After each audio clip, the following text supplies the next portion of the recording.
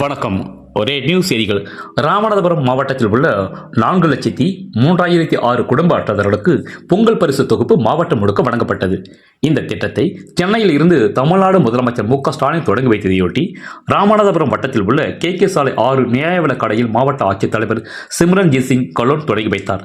இந்த பொங்கல் தொகுப்பில் 1 கிலோ பச்சரிசி, 1 கிலோ சர்க்கரை, ஒரு முழு நீலக்கரும்பு உள்ளிட்ட ரூபாய் 3,000 தொகுப்பு மற்றும் விலையில்லா வேட்டி சேலைகள் மாவட்ட ஆட்சித்தலைவர் வழங்கினார்.